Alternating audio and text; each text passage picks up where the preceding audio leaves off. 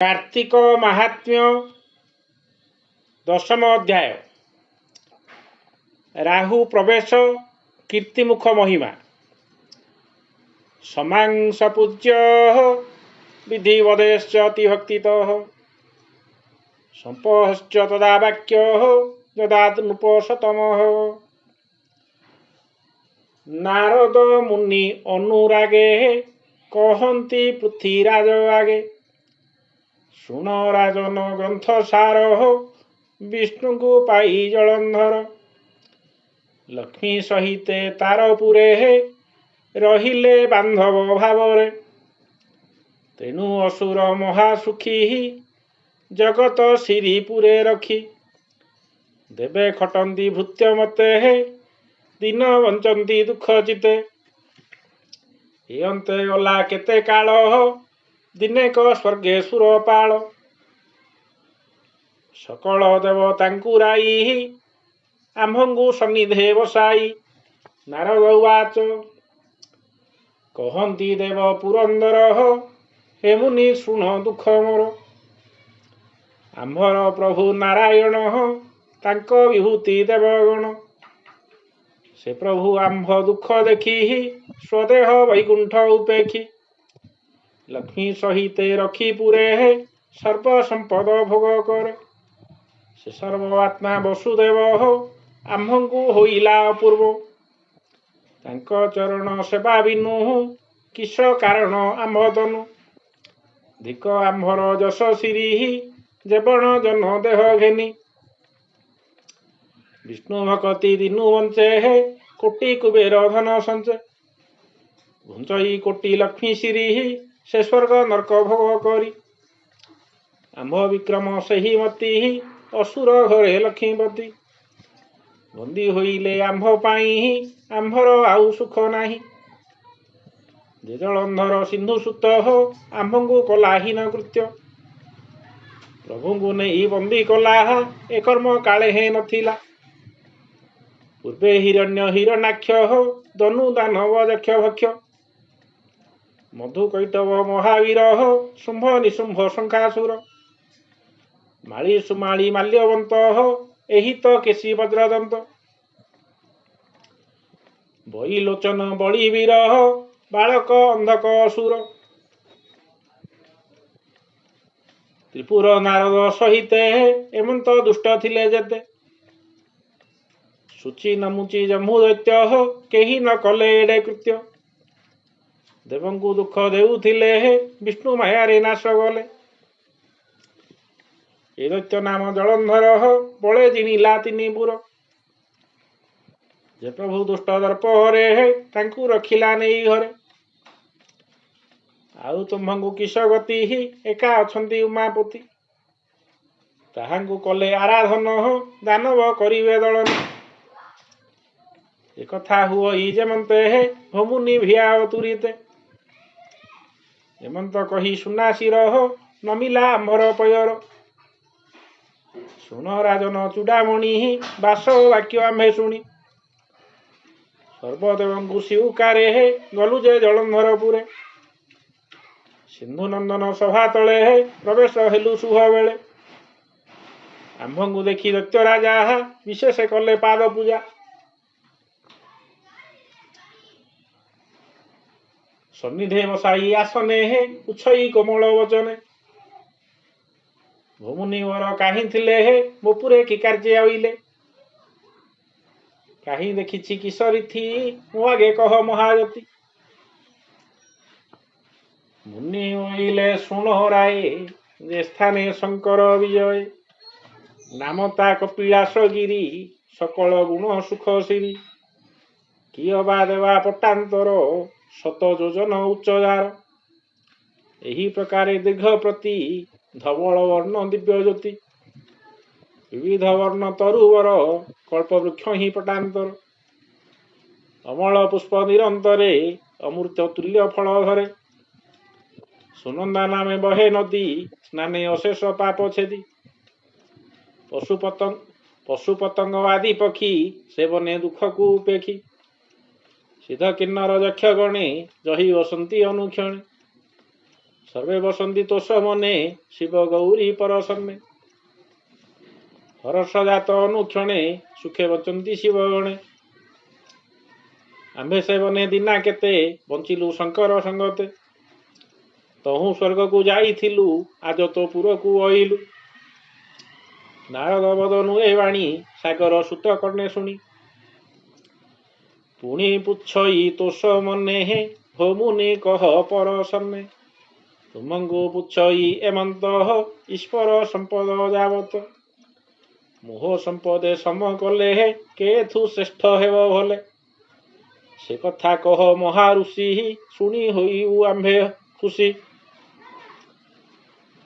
से कथा कह महाऋषि शुणी बोइलु आंभे हसी हे रूप पचारिल जाहा स्वरूप कहिबि मु ताहा ए तोर संपद को सरी अतुल्य चतुर्दश पुरी ओ नगरे जेते लोक ईश्वर संपदु अधिक भोग करती एके एके किय भा कहिबा अधिके जाबत रत्न एथे अछि ए कथा भी लेखी अछि युवती रत्न जहा बोली ताहा तो पुरे न देखिली जो युवती शिवपुरे हे से तो अपूर्व तोर घरे तेणु ए जावत संपद तीनि भुवने राजपद रथ तुरंग राजबल रत्न कांचन जन्मकूल रथ कुरंग राजबल रत्न कांचन जनकूल विविध भोग आदि करी सर्वकुशल नाही स्त्री एणु ए नदी सई शोभा केश विहीने जह्ने गभा शुण राजन सिंधु वत्स एणु संपद तोर तुच्छ हेमंत वाक्य शुणी राजा मने पाइला महालज्जा अल्प क्रोध मने धरी पुणी पुछई दंडधारी भो मुनि कह मते सत ईश्वर घरणी केमंत केड़े सुंदरी नाम किश विशेषी कह ब्रह्म शिष्य मोर घरणी वृंदावती एथु जे केते रूपवती आबर अपसरी गणे रूपे सुंदरी जणे जणे रंबा मेनका तिलोत्तमा एहांकु नाही जे उपमा उर्वशी चित्ररेखा मूले देखिले मुनि मन टले किन्नरी विद्याधरी शोभा मुख विकासे चंद्रप्रभा एमाने अछंती मो पुरे देखी अछत मुनिवरे आवर भगनी मोरमा सर्वलाखाण्य निधि सीमा गोटे गुणे सुलक्षणी सर्व स्त्रींग शिरोमणि जगन्नाथंकर घरणी सेही मो पुरे अछि पुणी नित्य तांकर दर्शने आसंती देव स्त्री माने ताहांकु देखुछंती डोळे हे तुम्हे रहिल शिव आळे एथु सुंदर स्त्री अछि ए सर्व तो तुले न गछि ए बड़ लागिला संदेह भमुनि एही कथा कह ईश्वर पुरे जेते नारी तो रूप नाम आदि करी राजा वचने मुनिवर बोलंती शुण जलंधर जेते कहिल अनुसरी स्त्री मानक नाम धरी एहांग रूप एक ठुले तुल्य जे नुहे पाद तले आंगुली गोटी करू सरी लक्ष्य नहिवे ते स्त्री जे देवी ईश्वर घरणी सेहि मालय रदुल्लणी पर्वतु उत्पत्ति जेणु पार्वती नाम तार तेणु गौर देखी तार कांति कनक मने कला भ्रांति अग्निरे पशी न झासिला तो तुले रूप न लभिला किसक हिवा तार गुण हे राजा एक मने शुण ईश्वर कल्पे तप कले तेणु से कन्या को पाइले विधाता कन्या रूप देखी विचार कला अष्ट आखि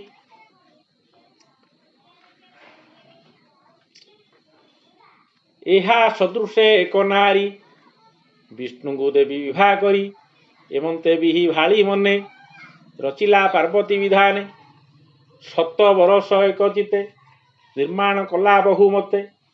ପାର୍ବତୀ ରୂପକୁ ଦେଖିଲା କେବେ ହେଁ ସମ ନ ଗଛିଲା। ତେଣୁ ବିଧାତା ଲଜ୍ଜା ପାଇ ସମୁଦ୍ରେ ପକାଇଲା ନେଇ।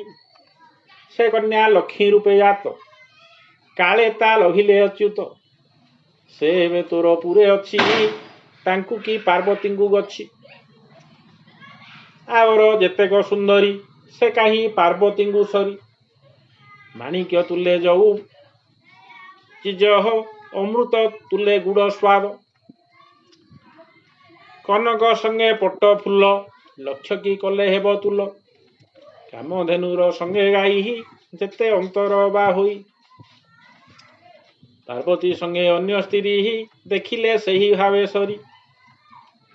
ଅଶେଷ ଲୋକ ପିତା ବିହି ତା ରୂପ ଦେଖି ହୁଏ ମୋହି। ଆମ୍ଭେ ନିଷ୍କାମ ତପି ଜନ ପାର୍ବତୀ ରୂପେ ହେଉ ଛନ୍ନ। ବିଷ୍ଣୁ ଯେ ତାର ରୂପ ଚାହିଁ ଈଶ୍ୱର ଅର୍ଦ୍ଧ ଅଙ୍ଗେ ରହି। ଲଭି ନ ପାରି ତାର ଲୀଳା ଚିନ୍ତାରେ ତନୁ ହେଲା କଳା।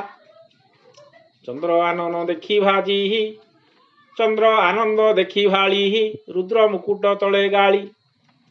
ଲୁଚି ବସିଲା ମନ ଦୃଢ଼େ ଭାବେ ଅଭାବେ ଛିଡ଼େ ବଢ଼େ। ତା ରୂପ ଦେଖି ଯୋଗୀ ଜନେ କନ୍ଦର୍ପ ଭয়ে ଗଲେ ବନେ।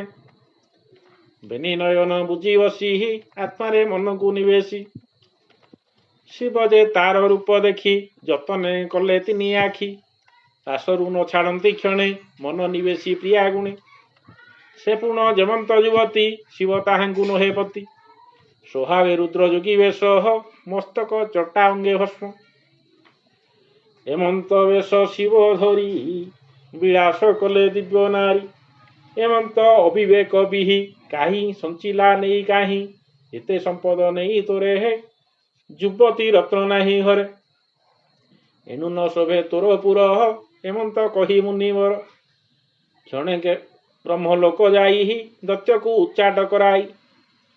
ନାରଦ ବାକ୍ୟ ଶୁଣି କର୍ଣ୍ଣେ ସେ ଜଳନ୍ଧର ପାଞ୍ଚି ମନେ। ଗୌରୀ ରୂପ ଅନୁସରି କନ୍ଦର୍ପ ବାଣେ ତନୁ ଘାରି। ସକଳ ଚିନ୍ତା ଏଡି ଦୂରେ ତନୁ ତାପିତ କାମ ଜ୍ୱରେ। ଏକାନ୍ତ ସ୍ଥାନେ ଜଳନ୍ଧର ରାଇଲା ସିଂହିକା କୁମର। ତାକୁ ବହିଲା ଯାହ ବେଗେ ହର ଉଦ୍ୟାନ ବନ ଭାଗେ। ସେବନେ କପିଳାସ ଗିରି ଭେଟିବୁ ଯାଇ ତ୍ରିପୁରାରୀ। ତାଙ୍କୁ କହିବୁ ମୋ ସନ୍ଦେଶ ବୋଲିବୁ ରାଜା ସିନ୍ଧୁ ଶିଷ୍ୟ। ନାମ ତାହାର ଜଳନ୍ଧର ସର୍ବଭୁବନେ କାବୀର। ବିଷ୍ଣୁ ସହିତେ ସର୍ବଦେବା ତାହାକୁ କରୁଥାନ୍ତି ସେବା। ସେ ଯାହା ମାଗଇ ଯାହାକୁ କେ ଅଛି ନ ଦେବ ତାହାକୁ। ତୁମ୍ଭେ ଯେ ବନେ ଘୋରେ ଥାଅ ତୁମ୍ଭେ ଯେ ବନ ଘୋରେ ଥାଅ ରାଜାଙ୍କୁ କିଛି ହିଁ ନ ଦିଅ। ଏ କଥା ନୁହେଁ ଭଲ ପଣ ଏବେ ନୃପତି ଆଜ୍ଞା ଶୁଣ। ତୁମ୍ଭ ଘରଣୀ ହେମବତୀ ଯୁବତୀ ରତ୍ନ ରୂପ କାନ୍ତି। ରାଜାର ଯୋଗ୍ୟ ତାକୁ ଦିଅ ନିଶ୍ଚିନ୍ତେ ତପ କରୁଥାଅ। ସ୍ୱଭାବେ ଯତିଙ୍କୁ ଯୁବତୀ ସଙ୍ଗତେ ଥିଲେ ହେଁ ବିପତ୍ତି। ଏମନ୍ତ ନୃପତି ଆଦେଶେ ରାହୁ ଚଳିଲା କପିଳାସେ। ମିଳିଲା ଯାଇ ଶିବପୁରେ ନନ୍ଦୀ ଯେ ଥିଲା ସିଂହ ଦ୍ୱାରେ। ତାକୁ କହିଲେ ଦୂତ ବେଗେ ନନ୍ଦୀ ଜଣା ହେ ରୁଦ୍ର ଆଗେ। ରାହୁକୁ ଘେନି ଗଲା ଆସି ବିଜୟ କରିଛନ୍ତି କାଶୀ। ସୁବର୍ଣ୍ଣ ମଣ୍ଡପ ଉପରେ ରତ୍ନ ବେଦିକା ବ୍ୟାଘ୍ରାମ୍ବରେ। ପାଟର ନେତ ତୁଳି ପାଡ଼ି ସେବତୀ କୁସୁମ ପାଖୁଡ଼ି। କର୍ପୂର ଗୁଣ୍ଡ ତଳେ ବିଞ୍ଚି ପନିର ନୀର ପାଶେ ସିଞ୍ଚି। ଉପରେ ଚନ୍ଦ୍ରା ତପଟାଣି ସେପୁରେ ବିଜେ ଶୂଳ ପାଣି। ଯୋଗ ଆସନେ ସଦାନନ୍ଦ ଘୂର୍ଣ୍ଣିତ ହେତୁ ଅରବିନ୍ଦ। ଶୁଦ୍ଧ ସ୍ଫଟିକ ତନୁ କାନ୍ତି ବିବିଧ ମଣି ବିରାଜନ୍ତି। ଜଟା ମୁକୁଟ ଶିରେ ଶୋଭା ଲଲାଟେ ଅର୍ଦ୍ଧ ଇନ୍ଦୁ ପ୍ରଭା। କର୍ଣ୍ଣେ କୁଣ୍ଡଳ ବସୁମତୀ ଚାରି ପାରୁଷେ ପଶୁପତି। ପାରୁଷେ ପାରିଷଦ ଗଣେ ଖଟି ଅଛନ୍ତି ଜଣେ ଜଣେ। କୋଳେ ପାର୍ବତୀ ଛନ୍ତି ବସି କ୍ଷୀର ସମୁଦ୍ରେ ଜେହ୍ନେ ଶଶୀ। ଏମନ୍ତ ଶିବ ଅବକାଶେ ଅଛନ୍ତି ଶିବ ଗଣେ ପାଶେ। ରାହୁ ଦର୍ଶନ କଲା ଯାଇ ମଣ୍ଡପ ତଳେ ଉଭା ହୋଇ। ସମ୍ମୁଖେ ଯୋଡ଼ିବେନି କର ବୋଇଲା ଶୁଣ ଦେବହର। ମୁଁ ଜଳନ୍ଧର ରାଜା ଦୂତ ତୁମ ଛାମୁରେ ଉପଗତ। ଯେଉଁ ନିମନ୍ତେ ଅଛି ଆସି ସେ କଥା ଶୁଣ ଦେବ କାଶୀ। ଯେ ରାଜା ନାମ ଜଳନ୍ଧର ସାଗର ସୁତ ମହାବୀର। ବିଧାତା ବଳେ ମହାବଳୀ ଯୁଦ୍ଧେ ଐରୀ କୂଳଦଳୀ। ବିଷ୍ଣୁ ସହିତେ ଯେତେ ରଖିଲା ଆପଣା ଆୟତେ। ସବୁ ସମ୍ପଦ ଠୁଳ କଲା ଯୁବତୀ ରତ୍ନ ନ ପାଇଲା। ତେଣୁ ନୃପତି ମନେ ଚିନ୍ତା କି ଯୋଗେ ପାଇଲା ବାରତା। ତୁମ୍ଭର ପ୍ରିୟବତୀ ଯେହୁ ଯୁବତୀ କୂଳେ ରତ୍ନ ସେହୁ। ଗୌରୀ ହେମବନ୍ତ ଝିଅ ଜଳନ୍ଧରକୁ ତାକୁ ଦିଅ। ତୁମ୍ଭେ ଯୁବତୀ ଗୋଟି ଦିଅ ନିଶ୍ଚିନ୍ତେ ସର୍ବେ ଶୁଭ ଥାଅ। ତୁମ୍ଭେ ଯୁବତୀ ଗୋଟି ଦିଅ ନିଶ୍ଚିନ୍ତେ ସର୍ବେ ଶୁଭେ ଥାଅ। ତୁମ୍ଭେ ସ୍ୱଭାବେ ତପଚାରୀ ତୁମ୍ଭଙ୍କୁ ଅଭୂଷଣ ନାରୀ। ସଂସାରେ ଯେତେ ଦ୍ରବ୍ୟ ସାର ରାଜାଙ୍କୁ ଦିଅ ଉପହାର। ହେମନ୍ତ ରାହୁ ବାକ୍ୟ ଶୁଣି ଈଶ୍ୱର ସ୍ତମ୍ଭୀଭୂତ ପୁଣି। କୋପେ ନ ଦିଅନ୍ତି ଉତ୍ତର ପୁରୁଷେ ହେଲା ଅବତାର। ରୁଦ୍ର ଲଲାଟୁ ଆନତରି ଘୋର ନୃସିଂହ ରୂପ ଧରି। ଶୁକ୍ଳ ବର୍ଣ୍ଣ ତାର ତନୁ ଜ୍ୟୋତି ବିରାଜେ କୋଟି ତନୁ। ଚଞ୍ଚଳ ଜିହ୍ୱା ବିଦୁ କାନ୍ତି ଅସିତ ନଖ ଦନ୍ତପନ୍ତି। ଉତ୍କଟ ଲୋମ ଦୀର୍ଘ ରଡି ପିଙ୍ଗଳ କେଶ ଊର୍ଦ୍ଧ୍ୱେ ବଢି। ନିଶ୍ୱାସ ବହେ ଖର ତର ବଜ୍ର ଆକାରେ ବୁଲେ କର। ନିଶ୍ୱାସ ବହେ ଖର ତର ଚକ୍ର ଆକାରେ ବୁଲେ କର। ଜ୍ୱଳନ୍ତା ଅଗ୍ନି ପ୍ରାୟ ଆଖି ଅସୁର ଭୟ କଲା ଦେଖି। ଶରଣ ଶିବ ପାଦଗତେ ବୋଲଇ ରକ୍ଷା କର ମତେ। ମୁଁ ଦୂତ ବିଶେଷ ବ୍ରାହ୍ମଣ ମୋତେ ନାସିବେ କି କାରଣ। ତୁମ୍ଭେ ଦର୍ଶନେ ପାପୀ ଜନେ ନ ଯାନ୍ତି ଯମ ଦର୍ଶନେ। ଖଣ୍ଡନ୍ତି ଅଶେଷ ବିପତ୍ତି ଭୁଞ୍ଜନ୍ତି କୁବେର ସମ୍ପତ୍ତି। ଏମନ୍ତ ମହିମା ତୁମ୍ଭର ଭୋ ପ୍ରଭୁ ମୋତେ ରକ୍ଷା କର। ଦର୍ଶନ ଫଳ ଆଜ୍ଞା ହେଉ ମୋର ଅପରାଧ କ୍ଷୟ ଯାଉ। ଏମନ୍ତ ରାହୁ ମୁଖୁ ସ୍ତୁତି ଶୁଣି ସନ୍ତୋଷ ଉମାପତି। ରାହୁକୁ ଦେଖିଲେ ଗୋସାଇଁ ଉଭୟ ହସ୍ତ ଶିରେ ଦେଇ। ତା ଦେଖି କୁପତି ପୁରୁଷ ବୋଲଇ ଖାଇବି ମୁଁ କିସ। ହର ବୋଇଲେ ଭକ୍ଷ ତୋତେ ଏ ରାହୁ ଆଶ୍ରେ କଲା ମତେ। ଶିବ ବନ୍ଧନ କ୍ରୋଧାଙ୍ଗୁର ଭଖିଲା ଆପଣା ଶରୀର। ଚରଣ ହୃଦ ଯାଇ ଗିଳି ଦେଖି ପ୍ରସନ୍ନ ହେଲେ ଶୁଳି। ବୋଇଲେ ଏହି ଦ୍ୱାରେ ରଖ ନାମ ତ ହେଉ କୀର୍ତ୍ତି ମୁଖ। ମୋର ନିବାସ ଆଗେ ଥାଅ ପ୍ରଥମେ ପୂଜା ବିଧି ପାଅ। ଏମନ୍ତ ଦେଇ ତାକୁ ବରହ ରାହୁକୁ ଆଜ୍ଞା ଦେଲେ ହର। ବହନ ପଳାଏ ଭବନୁ ଶୁଣି କମ୍ପଇ ତାର ତନୁ। ବସିଲା ଲୌହମୟ ରଥେ ପଳାଇ ଗଲା ପଥେ ପଥେ। ଶିବ ରହିଲେ ନିଜ ବାସ ନମଇ ମହାଦେବ ଦାସ। ଇତି ଶ୍ରୀ ପଦ୍ମ ପୁରାଣେ ଉତ୍ତରଖଣ୍ଡେ କାର୍ତ୍ତିକ ପୁରାଣ ରାହୁ ପ୍ରବେଶ କୀର୍ତ୍ତି ମୁଖ ମହିମା କଥନେ ନାମ ଦଶମ ଅଧ୍ୟାୟ।